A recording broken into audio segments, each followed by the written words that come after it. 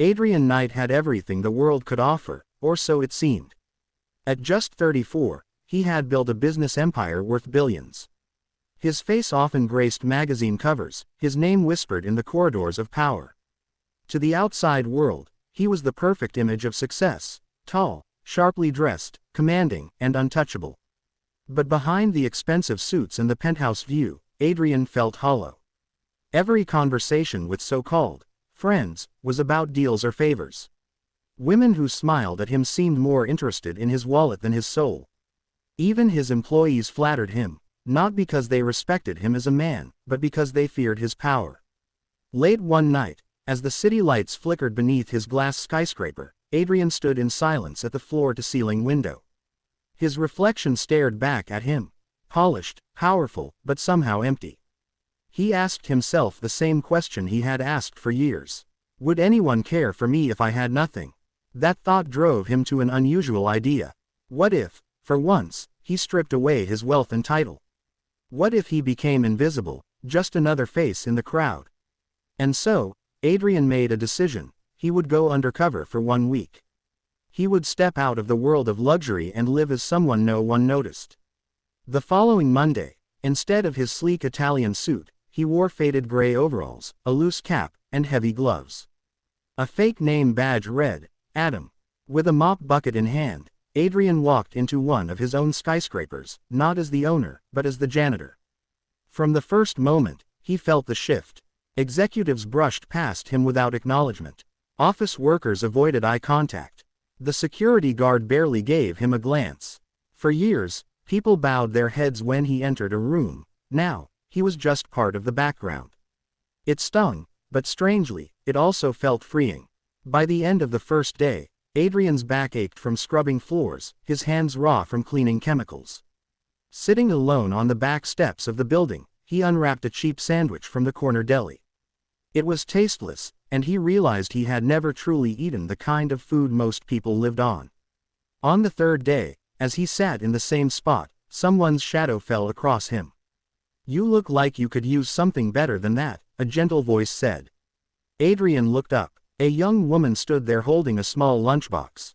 She wasn't dressed in office clothes. Her jeans were worn, her shoes scuffed, and her blouse neatly ironed but patched at one sleeve. Stray strands of brown hair framed her tired but kind face. She extended the box toward him. Here, it's not much, but it's real food. Adrian blinked, caught off guard. I can't take this from you. Of course you can, she said with a smile. You're working hard. You remind me of my dad. He was a janitor too. He always skipped meals because he said others needed it more than him. I don't want anyone else doing that. Adrian hesitated, but the warmth in her voice left no room for refusal. Slowly, he opened the box. Inside was a simple meal, rice, curry, and a boiled egg. The aroma hit him, far more comforting than anything a five-star chef could make. Thank you, he said quietly, his voice unsteady.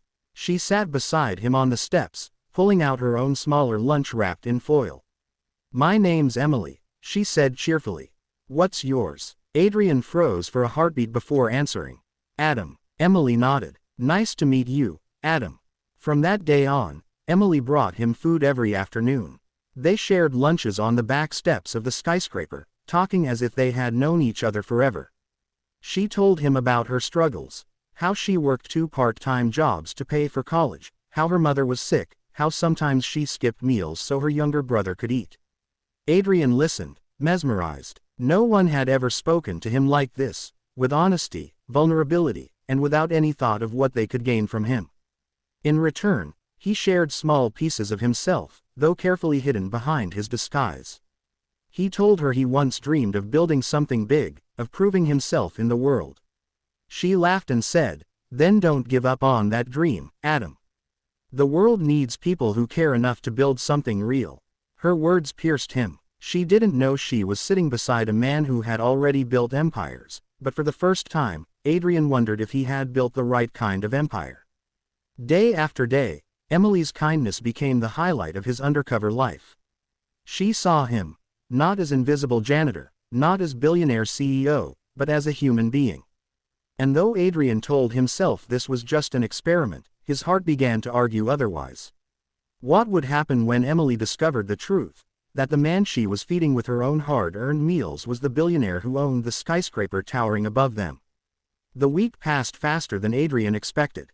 Each day he spent in the overalls, each lunch he shared on the back steps with Emily, stripped away layers of his carefully constructed world. For the first time in years, he wasn't Mr. Knight, the billionaire's CEO. He was Adam, the janitor. A man who could laugh at Emily's silly jokes, listen to her dreams of becoming a teacher, and feel human. But reality was closing in. His assistant had already reminded him, his absence couldn't stretch longer than 7 days. Meetings, deals, investors, his empire demanded him back.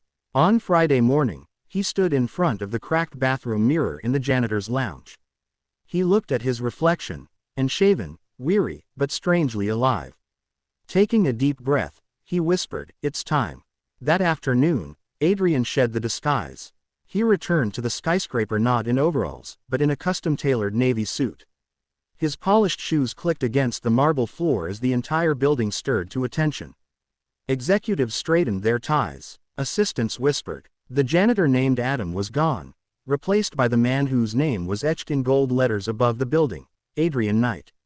Emily happened to be in the lobby that day, delivering trays of coffee for her part-time job at the cafe next door. She balanced the drinks carefully, weaving through the crowd. And then she froze. There he was, Adam. But not the Adam she knew. His cap was gone, replaced by perfectly styled dark hair. His shoulders were wrapped in a suit worth more than her yearly rent. His face, clean-shaven and sharp, was plastered across the digital screen in the lobby with the words, "CEO Adrian Knight returns." Her hands trembled, the coffee cups rattling dangerously. "Adam," she whispered, her voice cracking. His head turned immediately at the sound of her voice. Their eyes locked, hers wide with disbelief, his heavy with guilt. She set the tray down before she dropped it, her chest rising and falling as anger rushed through her veins. "You lied to me," she said, her words barely above a whisper but sharp enough to cut. The executives around them fell silent, exchanging confused glances. Adrian quickly dismissed them with a curt wave of his hand. The crowd dispersed reluctantly, leaving only him and Emily standing in the echoing lobby. Adrian stepped closer. "Emily, please, I never meant to deceive you.